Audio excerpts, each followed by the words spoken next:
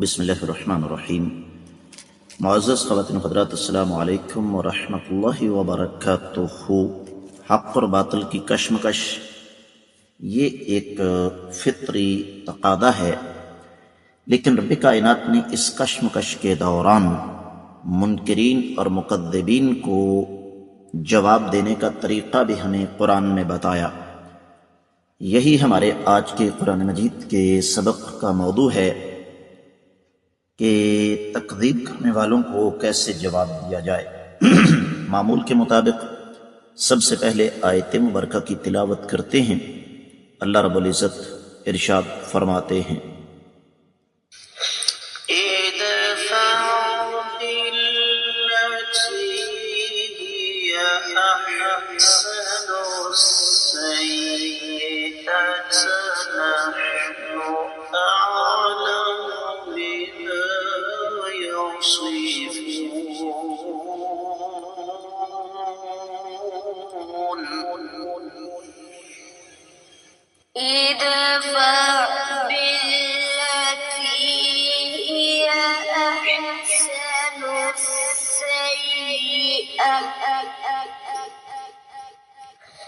نحن أعلم بما يصفون۔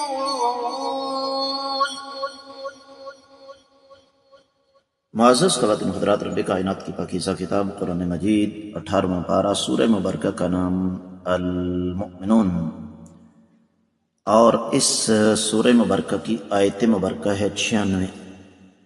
رب کائنات فرماتے ہیں، یہ دفعہ آپ دور کیجئے باللتی، اس طریقے سے ہی یا احسن جو کہ بہتر ہے، السیئۃ برائی کو، نحن ہم، اعلم بہتر جانتے ہیں، بما جو یصفون یہ بیان کرتے ہیں۔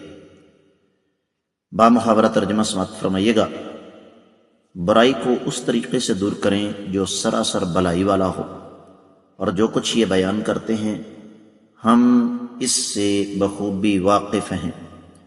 امام ابن کثیر رحمۃ اللہ علیہ نے اس آیت مبارکہ کی تفسیر بیان کرتے ہوئے ارشاد فرمایا ہے، کائنات کے امام صلی اللہ علیہ وسلم کو اور نبی علیہ الصلوۃ والسلام کے ذریعے ہم سب کو یہ بات سمجھا دی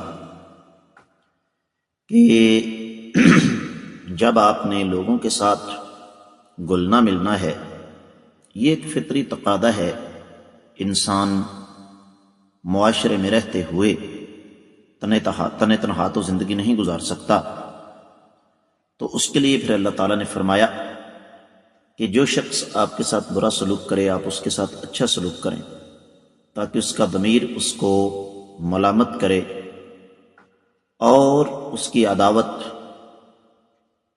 محبت کے اندر بدل جائے اور اس کا بغض دوستی میں تبدیل ہو جائے۔ دوسرے مقام پر سورہ فصلت آگے آ رہی ہے، 34ویں اور 35ویں آیت مبارکہ امام ابن کثیر رحمۃ اللہ علیہ لے کر آئے ہیں، اور ان دونوں آیات مبارکات میں بھی رب کائنات نے یہی حکم دیا، ادفع باللتی ہی احسن فاذا الذی بینک وبینہ عداوۃ کأنہ ولی حمیم وما یلقاها الا الذین صبروا وما یلقاها الا ذو حظ عظیم، کہ آپ بہتر طریقے سے جواب دیں۔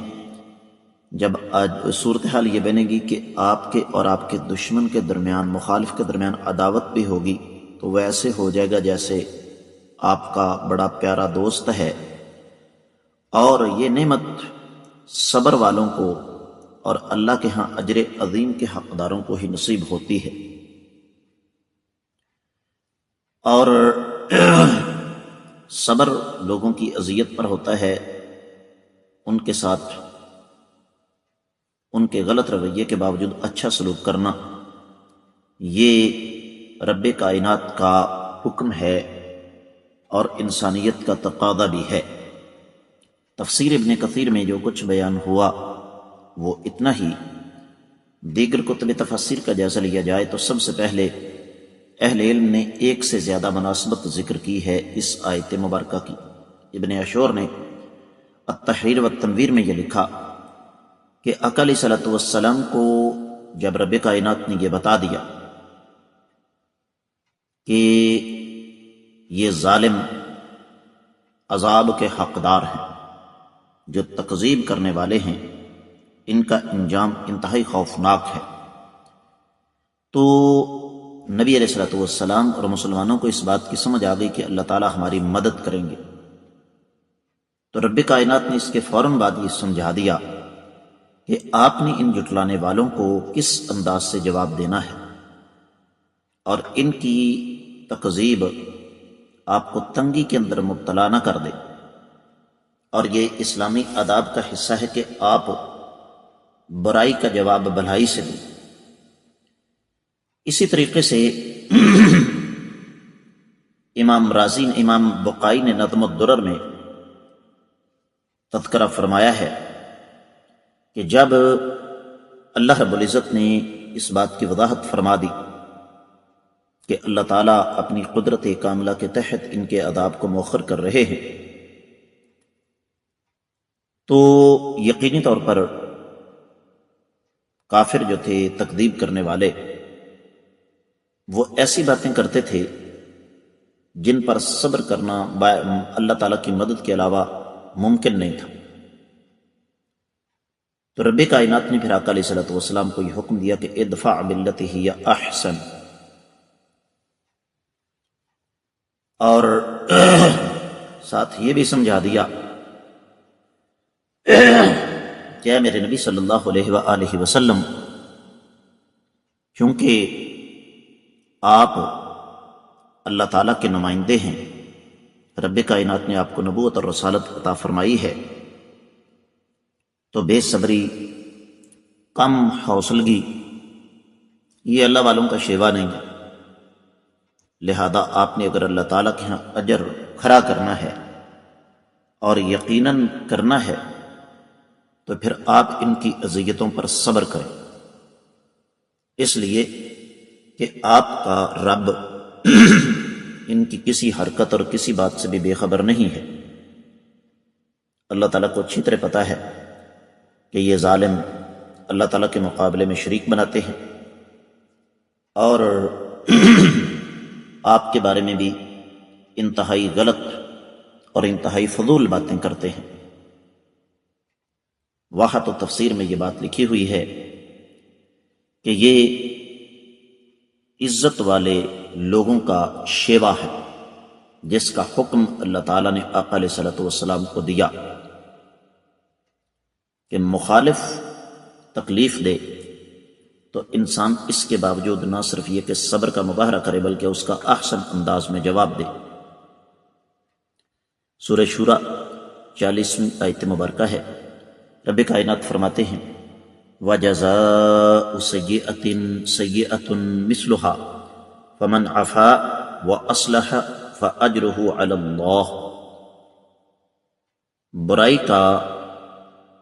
برائی کا بدلہ ویسی ہی، غلطی کا بدلہ ویسا ہی ہے، لیکن جس نے معاف کر دیا اور اصلاح کر دی تو اس کا اجر اس کے اللہ کے ہاں ہے۔ اور معزز خواتین و حضرات، یہاں پر ایک اور بات واحد و تفسیر میں لکھی ہوئی ہے۔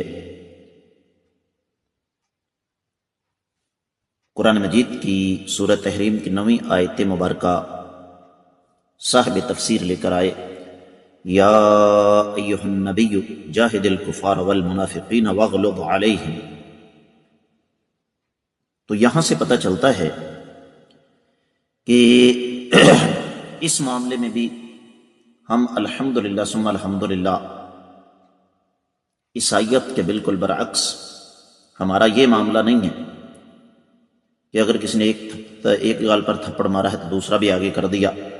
اللہ نے حکم دیا اے کائنات کے امام صلی اللہ علیہ وسلم، کفار اور منافقین کے خلاف آپ جہاد کیجیے اور ان پر سختی کیجیے، سورۃ الفتح 29ویں آیت مبارکہ ہے۔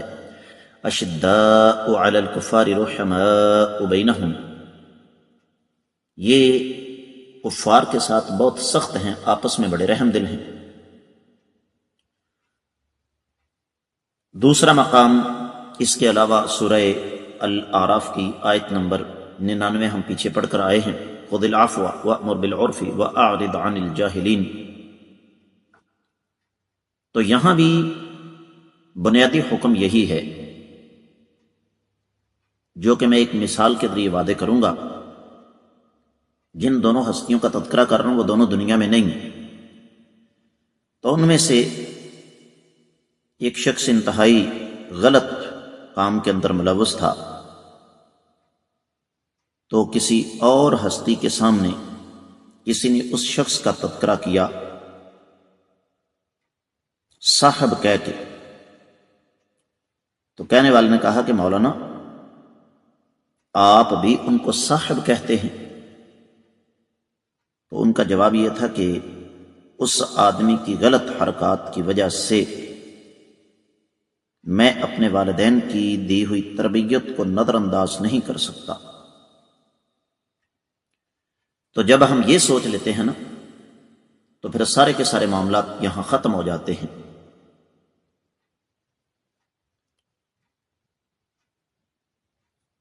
تو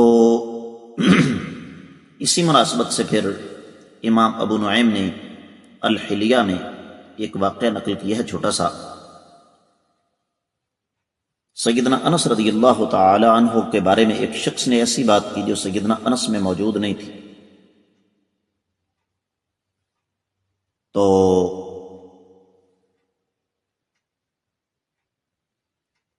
فرمایا ان کنت کاذبا فانا اسأل اللہ ان یغفر لک، اگر تم جھوٹ بول رہے ہو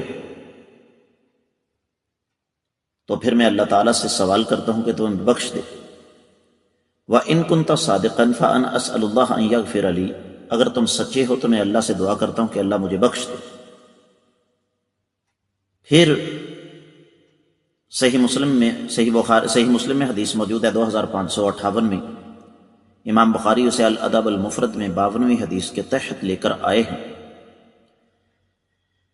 کہ سیدنا ابو ہریرہ رضی اللہ تعالیٰ عنہ سے روایت ہے کہ ایک آدمی آقا علیہ السلام کی خدمت میں حاضر ہو کر کہتا ہے کہ میرے کچھ رشتہ دار ہیں، میں ان کے قریب ہوتا ہوں، وہ مجھے کاٹ کاٹ کر پھینکتے ہیں، اور میں ان سے اچھا سلوک کرتا ہوں، وہ میرے ساتھ برا سلوک کرتے ہیں۔ میں ان سے پیار محبت کے ساتھ بات کرتا ہوں، وہ میرے ساتھ جہالت کے ساتھ بات کرتے ہیں۔ تو نبی کریم صلی اللہ علیہ وآلہ وسلم نے ارشاد فرمایا اگر بات واقعی ایسی ہے جیسی تم کہہ رہے ہو